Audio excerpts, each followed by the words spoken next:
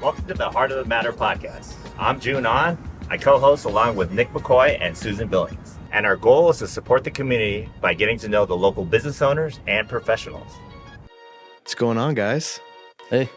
It's a great day. Yeah, Beautiful day we're today, here with June On and Chris Kydd of the Coast News. This is the Heart of the Matter, brought to you by the group. We're here in North County, San Diego, and really our whole mission is to support local businesses, people in the community, share their stories, and just amplify what is possible for them and their businesses. Absolutely. I mean, we love the community, and we want people to get to know each other within the community. So I think this is a great platform for us to, do that. A special community we have, really. It is. And I'm excited to be here. Well, and you would know better than us. I mean, you've been in the community for how long now, Chris? I've been here about 40 years, a little more than 40 years here in Encinitas. Wow. I left for college a couple of years, but came back. I love this place, man. It was when I got the call for my dad to come back and work for him back in the day, I didn't even think twice. I just get a chance to go home to Encinitas. I'm home.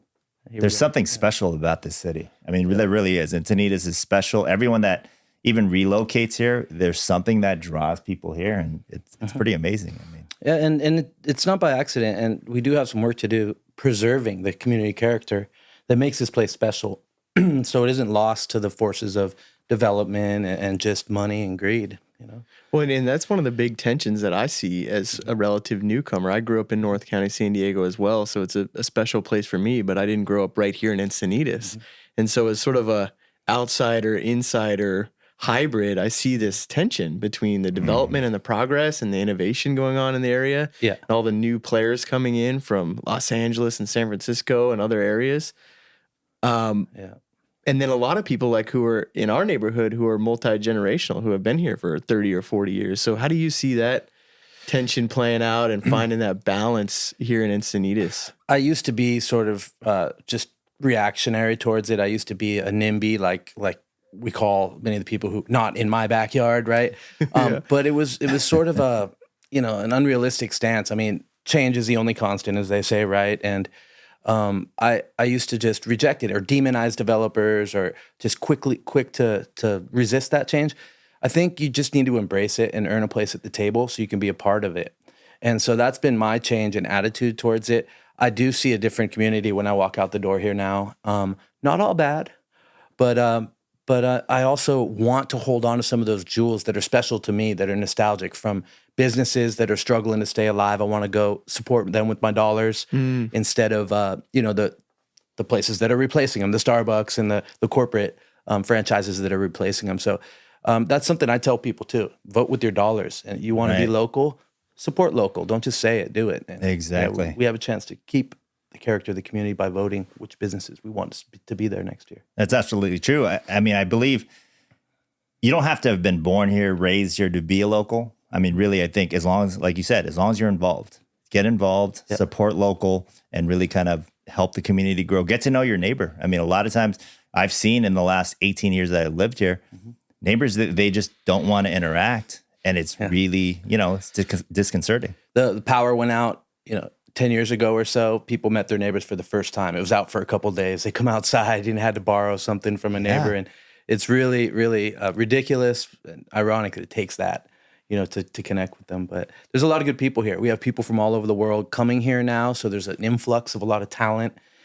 So I think we're in the zeitgeist here. We're in a great place. Absolutely. We really are. Absolutely. I have a friend that actually lives in Ventura, and he has a big house there. He really didn't get to know any of his neighbors. So what he literally did was said, there's a community area there. And he said he invited everyone to build the fence. So it's symbolic, but he actually got the entire neighborhood to build this fence that goes around kind of their community park. And they're now really good friends. They have barbecues all the time. So it really took kind of a community effort to do one project for everybody to connect. And that's symbolic, right? The fence. Yeah. Good fences make great neighbors that. type of thing. And Exactly. Yeah. I live in San Marcos now. Encinitas is still where my heart is, and my fondest memories. But I live out there, and it's the same thing out there, believe it or not. I mean, I think really it's an attitude you have to carry into your life. I'm handing food over the fence to my neighbors all the time, wrapping it up with them, shooting across the street with my finger, stuff like that. Yeah. Because that's who I am. But if you want more out of your community, get out of yourself a little bit, just go outside your comfort zone, say hello to a stranger. It's a beautiful thing when you do that. The world needs more of that, not just our area. Absolutely. I totally agree. And I think sometimes it can become overwhelming or even paralyzing for folks to operate in that way, because it's like, well, what difference can I make as an individual? It's a big world out there. It's a big city. It's growing. What can I do? But what I hear from you is like being able to participate on a local level just with your neighbor, right? I mean, that's even in the Bible, right? Love thy neighbor. I mean, I think that's like a literal thing, get out there and love your neighbor and participate in what's going on in the community around you. And in the process, you inspire others to do the same. I use the word inspire. I would normally say give permission, because I think we're all a little afraid of judgment, if you will, or many of us. I was speaking with a friend yesterday, about this very topic and about the need to be courageous in life. And he said, that's why I put a flag on the front of my house. He's Jewish, and he put that out there to make a statement. And his wife's like, you sure you want to do that? You sure you want to do that? Once he did, his neighbor put one up. Another neighbor put one up. So he was basically saying it's okay to express yourself. And I'm afraid personally about censorship. It's one of the, I see it as a negative across the board. I believe in communication, and we should be aware of censorship and what's coming. So self-censorship is even worse. So let's all express ourselves. Yeah. And on the topic of language and expression and freedom of speech and being able to be bold and courageous in your community, I mean, what better place than in the community paper, right? I mean, how do you see the stories emerging now in the community? Thank you for the question, because it's difficult as a paper to be inviting in this polarized political landscape.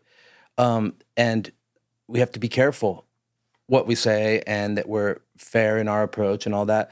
So it's getting harder. But ask the question again, because I want to answer that. I know we're onto something. I think I'm just more curious about expression and freedom of speech. And I think you have a very specific medium in the local paper that I think is an important one for people who are in the community and businesses in the community to be able to share their voice and their story. Right. And how do you sort of straddle that line of... And you've mentioned it before, it's a responsibility. It is a responsibility. Some people might identify it as the power of the press, but it is very much a responsibility. One of the things we do is we keep our opinion on the opinion page, and we allow the community to have a voice through our paper on the op-ed page. We accept community commentaries. So if anyone here that listens to this podcast has something they want North County readers to hear, over 200,000 of them, you can reach through the Coast News simply by submitting a 550-word commentary to our editor and having the courage to put your name underneath it and what city you live in. As long as it's coherent and relevant, we're likely going to publish it. And that's huge. And that speaks to what we're doing to give a voice to people. Also, nonprofits who may not have a lot of money to invest in marketing, they send us a press release and they can get connected with donors and others through the paper. So we do promote communication in a lot of ways. We do. I don't know if that quite answered your question, but that's what came out. It does. And now, what about pressures? Do you feel pressure to kind of lean a certain way or to be able to, report on certain things, or how do you handle that? Yeah, I mean, journalists have a reputation for being a little more liberal in general.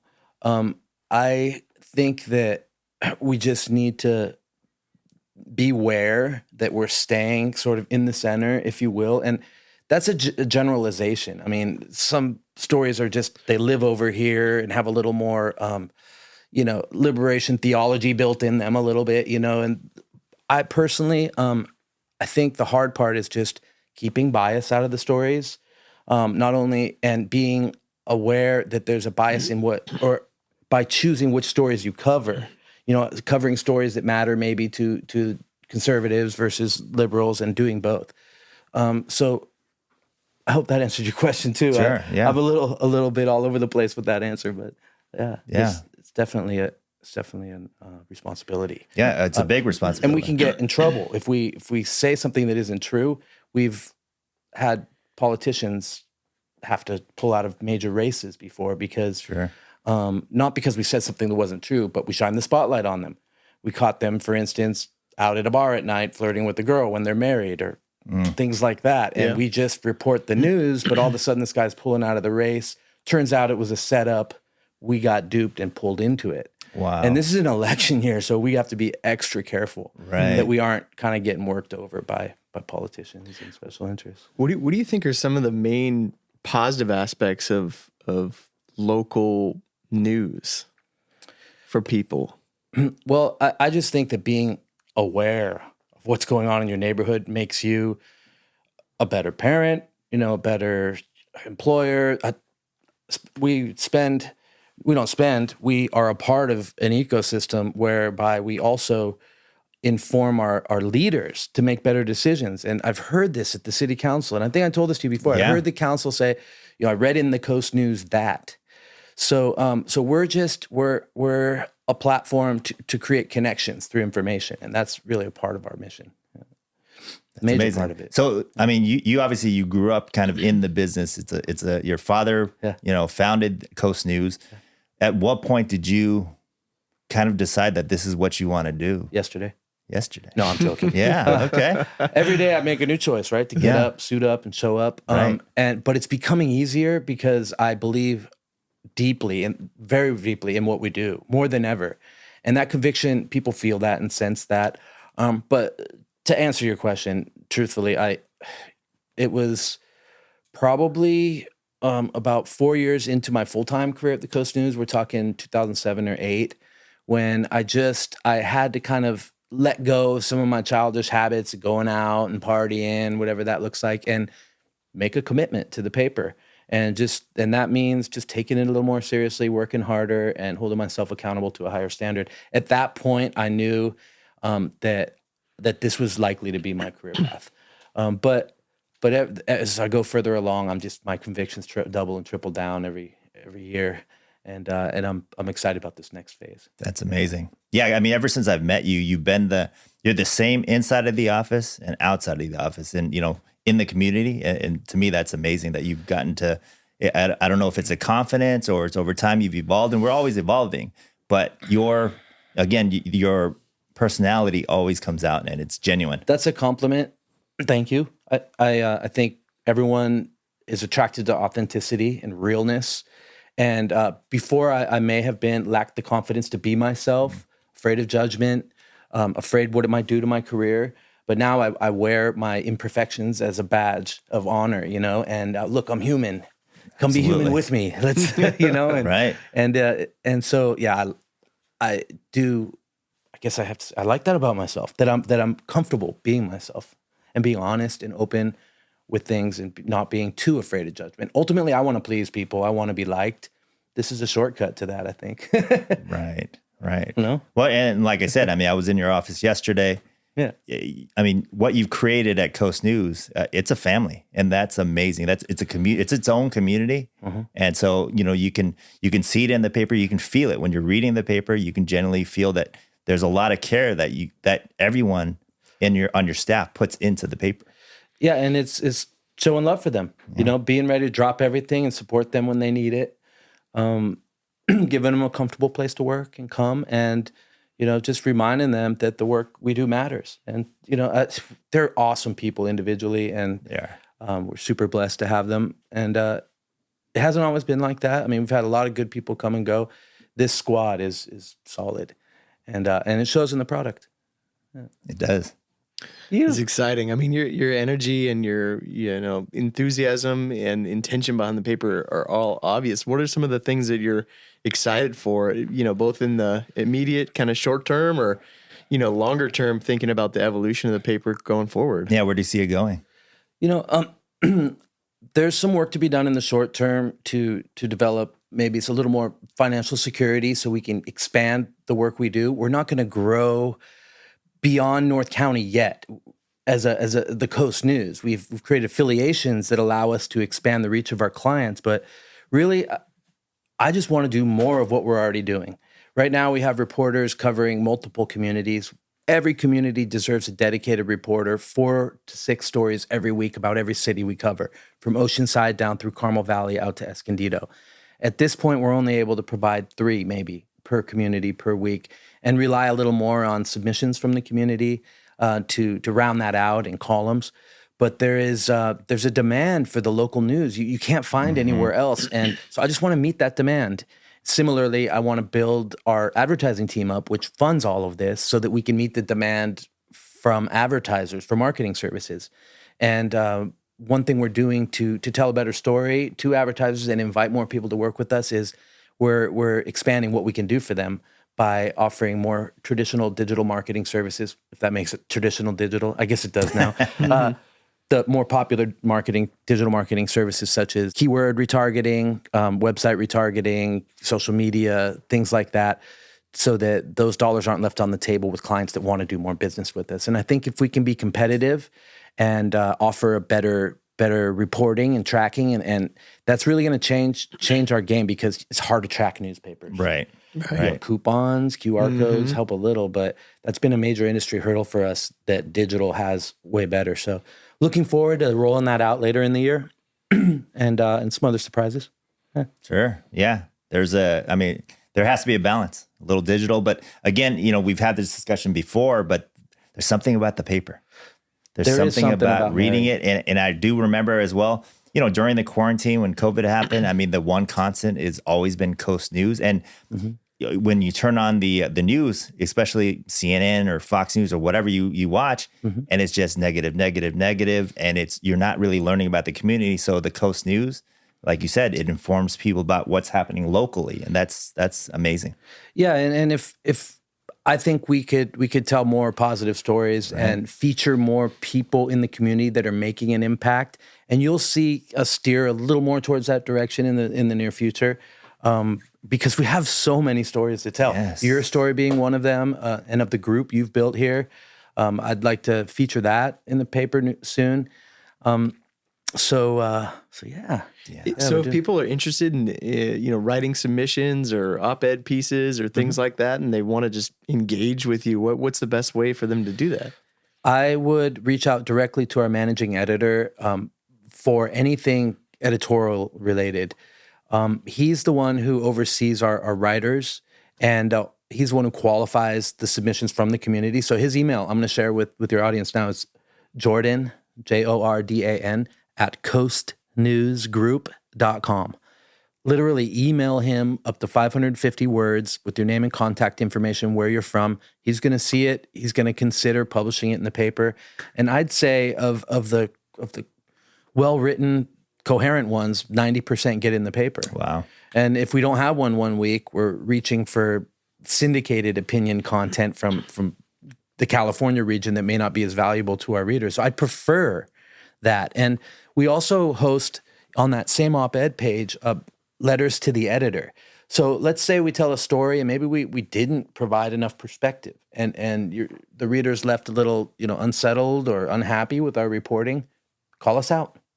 We'll happily report our critics, place our critics on that openly and transparently, because that's a sign of good health for a paper. And that's part of how we remain objective and we continue to have the trust of the community. It's by doing that and not being afraid to publish our critics on the op-ed page.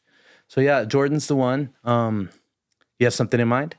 No, I think that's great. I think I was asking because I was curious, genuinely, how many people out there in the local community are interested in contributing, but don't necessarily have the platform or the medium. And I do think, obviously I'm biased, right? We're having this conversation, but I do believe in the paper and having the tangible paper, especially with respect to local reporting and local news.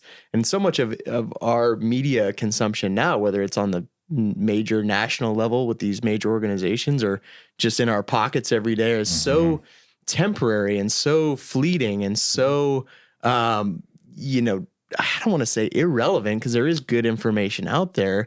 But how would it feel I'm just thinking of my own family, right? We have 2 young kids here, and, I'm thinking about schools and, engaging and just being more of a participant in the community. I'm like, man, I would love to hear from more families in the community about their experience and elementary education and beyond, right? When I dream, if I could like have my dream come true right now, the Coast News would have much more local content on there and a social media element where we could really continue the conversation in the same space. Yeah. Yes, we accept comments, but there's a little lag because of moderation necessities.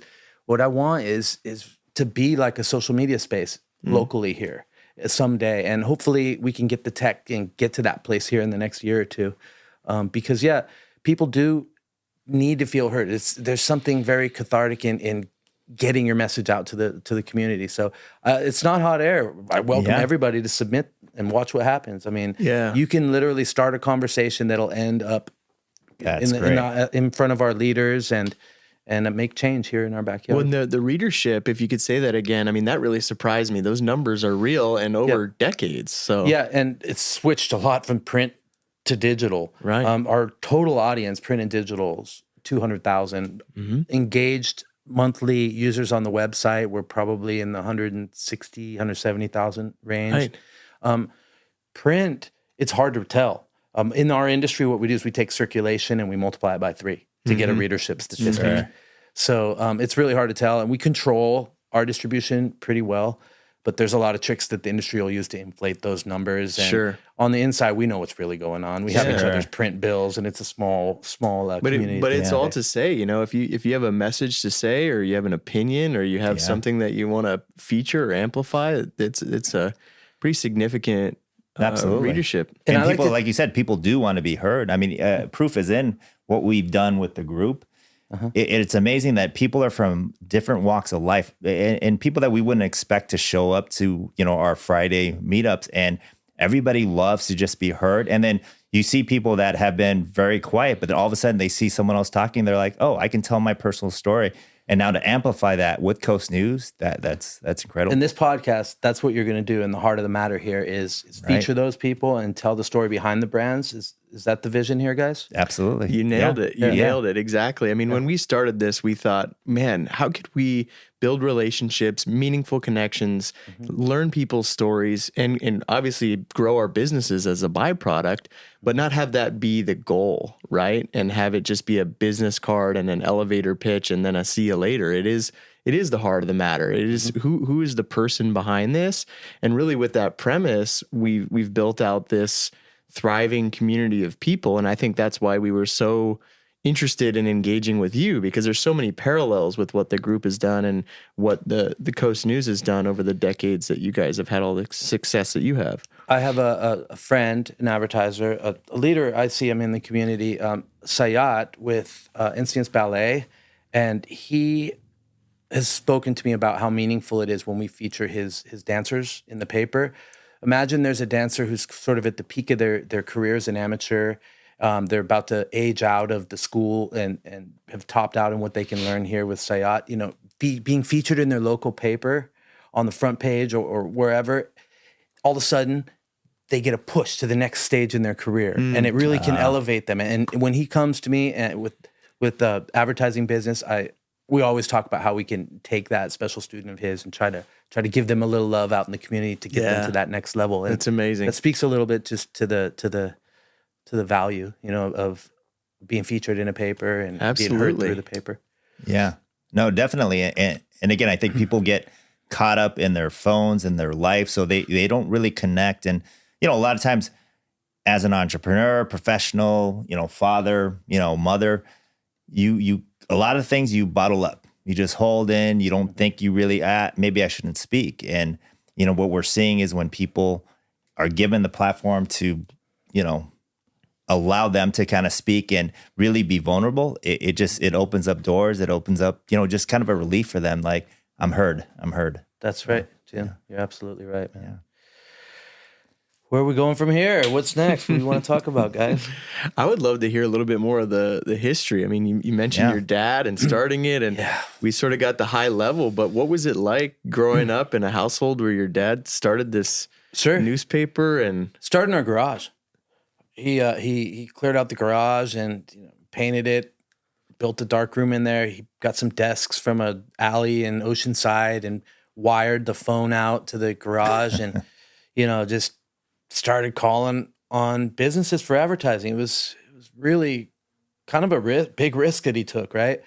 So back then it was long days for him. He's out there drinking his Miller High Life, doing his business, doing his thing. I'm inside, kid, 8, 9 years old at the time when it started, and didn't get it really then, what they were up to. I saw it. I saw it go down. I saw people come in and out and pitch him stories and, but those were the real old school days. And then later he split his office out and built a sales office elsewhere, downtown Encinitas. And it wasn't until high school that I got involved personally. And I really got inside to see what was going on. And the whole industry was going through a change then. So we were going digitizing as an industry. So when I started, I had an X-Acto knife and, we had a wax machine and I'm printing things out and cutting them and pasting them up the old school way. And, all the photos for the real estate ads, we scanned using a scanner and lightened them in Photoshop. And there's so much better tech now. It's all done with digital publishing. That transition was pretty interesting to digital cameras.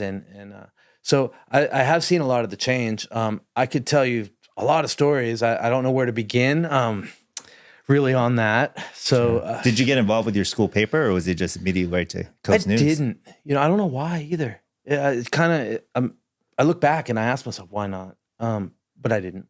I think at the time I just wanted my free time. And I was in high school, chasing chicks, whatever. Sure. I didn't even continue. You played baseball. Yeah. I stopped after Little League. I didn't go for my school team either. And, I look back, some regret, but you can't regret, Sure. I made a choice, right? And I didn't do the school paper. But I did work for my dad after school in high school. The family business. That's right. Part-time and just starting to learn it. Yep. Were there other family members involved or just you and your dad? I have a half brother. For a while, he was doing distribution for my dad and then doing a little bit of production stuff. I told you the story yesterday, I think, where he actually cut the tip of his finger off one time and our original office had just blood streaks across the roof that we never cleaned up. Just as a story to tell, Sure. point up. And one of these days, I wish I would have brought it today. I want to go through some old papers with you guys because you see a few things besides 80s hairdos and cheap real estate prices and, ads promoting wet t-shirt contests, things that you won't see these days. Yeah. We had, you can see that we really haven't veered off from what we were. The formula is the same. It's showing local people doing things. And it really does give people a sense of pride in where they live, a sense of stewardship over the community when they can celebrate the good things that are going on. So I think we make more responsible and participatory citizens through our work. Absolutely. Yeah. Cool. I mean, I still have articles that I cut out as in high school. For sure. My stats from basketball, things like that. I mean, Since of course. you frame and you put up on the wall. And absolutely. And that's part of the formula too, to engage people in our project is to showcase locals. And then they tell all their friends. And now we have 5-10 new Coast News readers, right? Right. So that's one exciting thing. I like when we showcase people. I'm not as much of a crime and drama guy as maybe our editor is. It's just different taste. But you need that stuff too. People like that stuff too. And we get good numbers when we publish the salacious stuff, but I'm not in for the numbers. I think you know me by now. I want to do good in the community. And so did my dad who founded this. I mean, we did some big things. He was a little more risky with our reputation, willing to make enemies, if you will, through his work. In this era, in this polarized sort of political environment, I'm a little more cautious. Sure. For instance, he would endorse candidates and come out in favor of propositions and things like that politically, whereby I don't think we could get away with that now. People would pull their advertising and things like that. One thing he did was, I believe he stopped a storm drain from going through at the end of Lucadia Boulevard, where you have that. He told me that story. Yeah. And he did a series where he was featuring, lizards next to the storm runoff at another beach and just talking about educating our readers on what it means so they can go out to the city council and say no right in front and hold our electeds accountable and change the world we live in right here locally. And that's the potential here. And that's what I want to get back to. That's why I really want to ask everybody, if they can, pick up the Coast News, support our advertisers so they continue to invest in us. If you have a business, give us a chance to talk to you so that we can hopefully earn your business and scale up what we're doing and do more good and have a better impact. And so if you are an advertiser who's interested in engaging, like what's the best way to do that? As a potential advertiser, we need to talk to you. We need to sit down and talk to you about your marketing needs. It's not snake oil, you know. Right. It's we're marketing people. We identify needs. We do some questions and answering, and we provide a couple options on how we can help you get there. And that could include branded content or like advertorial, we like to call it, where we're telling your story in written form, putting it on our website, sharing it across our digital platforms. Or it could just be, I need brand awareness, so we're going to go with the small ad consistently. Yesterday, for instance, Snap, the spay neuter action project came in, and they basically told me what their budget was and what their objectives were, and so I could bring a proposal to the table that helps meet that. And they signed up today, and they're going to be doing business with us. They're going to run a regular small ad in the paper to help overcome some of their marketing problems, saved a little bit in the budget for when they have events. They're going to Well, it sounds like it's truly consultative, where you're customizing approaches, and you're really trying to understand what their needs are and find a fit where they can really leverage the paper to do what they're doing. Yeah, and since it's a regional paper, a smaller regional paper, is it different than just selling the metrics? It's more about the story behind it, or? No, ultimately we need to match demographically as well. So we are officially audited by a third party, and we can look at who our readers are, and then some of the questions we ask are, who's your target audience? And we try to make that marriage. Okay. Now with our digital department we're rolling out later this year, there's much more targetability. I mean, as you may know from experience you have in digital, whether it's through Meta or through our other partners on the demand side, we can get to the people you want through geofencing and other things. They walk in a competitor's business. Now their social feeds surfing up your ads. Yeah. It's exciting stuff. That's great. And it's exciting to us because we haven't had the ability to report results in the past, really, except for QR code scans and how many coupons came in. That's it. So that's game changing because we have great relationships and people appreciate our work. So I think if they can just get the same value or better and know they're supporting good in their community, that's a win-win. Right. Yeah. Right. How does AI have a place right now? I mean, because I know it's a digital age, everything's kind of moving that way. And I've seen a lot of news organizations start to utilize AI technology. I know it can help with the right prompt engineering and all that, can really help write effective copy for ads. We haven't taken it and just written articles with it. But I've used it personally only in the last few months, and I'm starting to explore other ways we can. And I've mostly used it, the image creator, for ads, like. And there's some copyright issues that are in challenges there. But one thing, one of our columnists, Mr. Marketing, Rob Weinberg, he was trying to sell his book, and we basically decided to start featuring quotes and tie his book into a quote. The first one was Gandhi, so we put Gandhi reading a book, and then we put a quote over the top and tied it in with a call to action to buy his book. But I couldn't go online or go in Photoshop and get a picture of Gandhi reading a book, but I could ask my AI buddy to do it for me. So we're just starting to kind of play with that. But there's a lot of potential, and I've been recently doing some research on how we can do that. So it's exciting. Maybe we can work together on that. That'd be fun. Yeah, I'd love that. Yeah. I mean, I just think that you guys are at such an interesting inflection point as the industry transforms and as digital transforms, AI, technology. I'm curious what your perspective is on the print medium in general. Do you see the actual printed tangible paper going away, or is it sort of a both and where you have the digital aspect and also the print version? We have a challenge with 45 and under, getting them to get used to go and pick up a physical paper. For now, the print isn't going to go away because there's a real need to serve, the older populations that do read papers traditionally. The cost is going through the roof, and the amount of printers are going down, down, down. which is a real risk to our society. You know, we're known as the fourth estate. If that goes away, I mean, we really do take pressure off of government sector in certain ways. Like I said, we were conforming them before.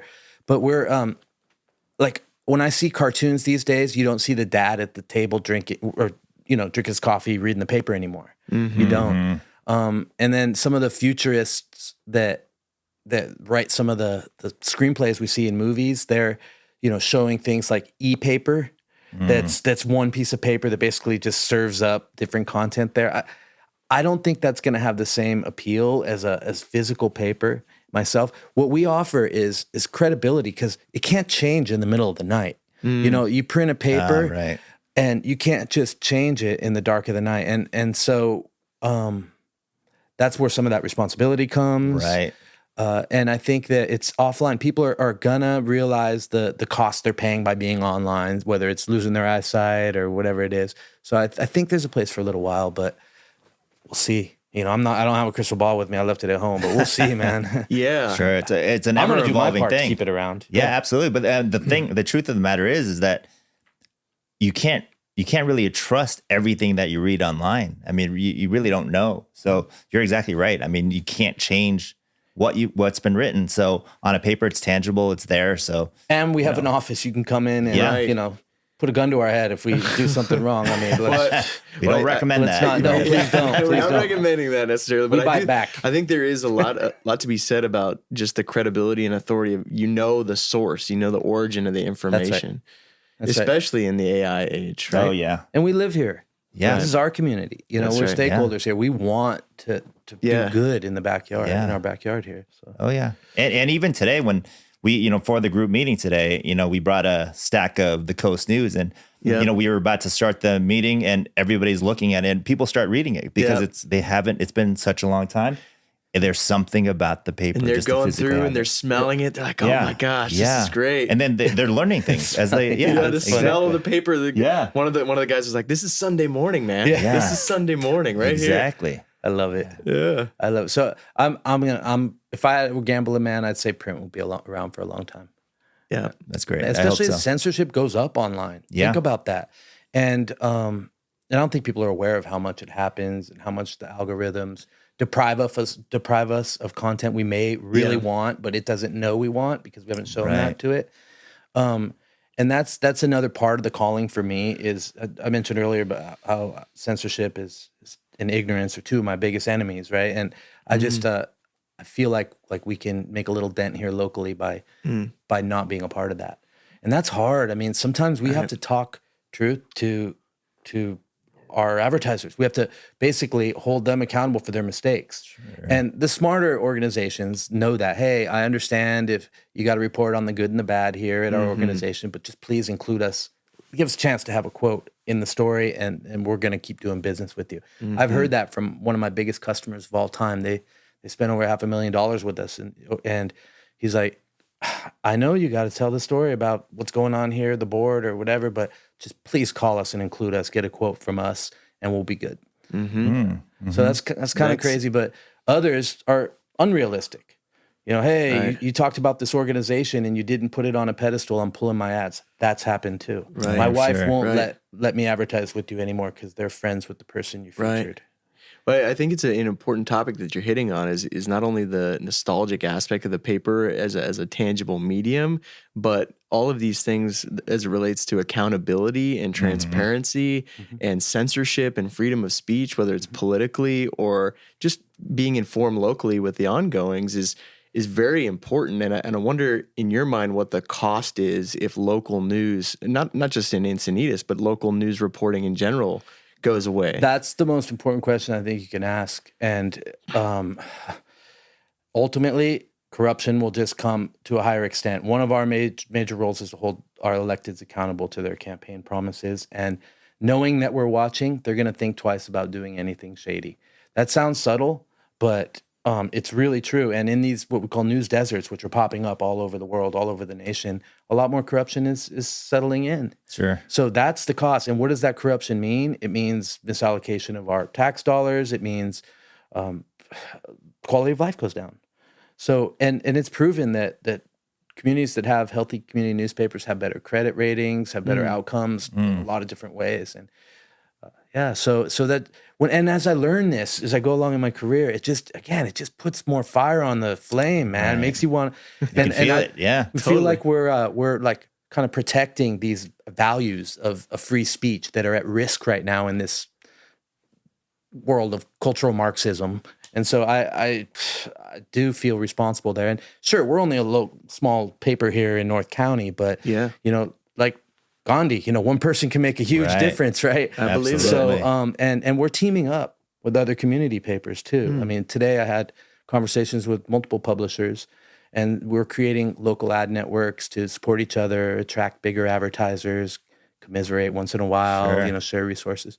So that's another meaningful play in the near future that you guys will hear about. Thank you for what you do. I mean, it's, because we've all done it. We've all looked on the internet for news.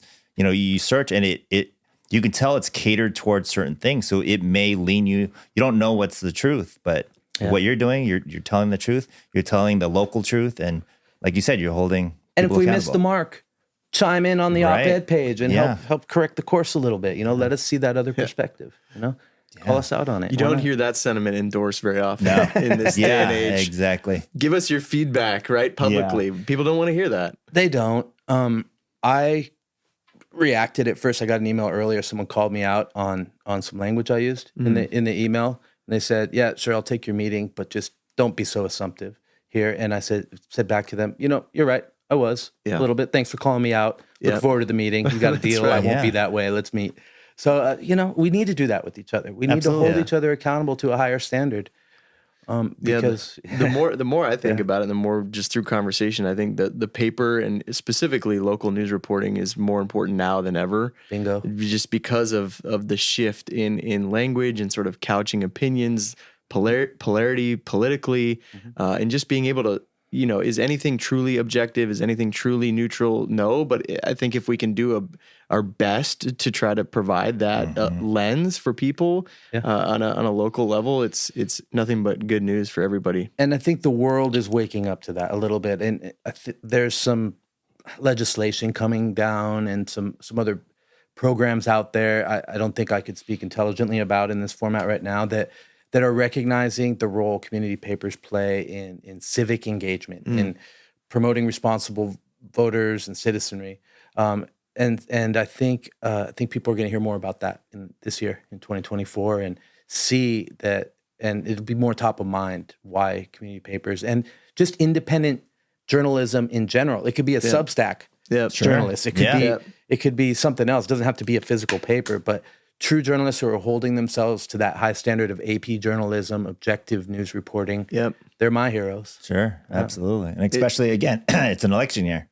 I mean, this is the year. I mean, you have to hold them accountable, and the community has to be involved, and this is how they get involved. This is how they get educated. So and consistent messaging can cast a spell on people. It can, the repetitive propaganda can lead people to believe something that may not be wholly true.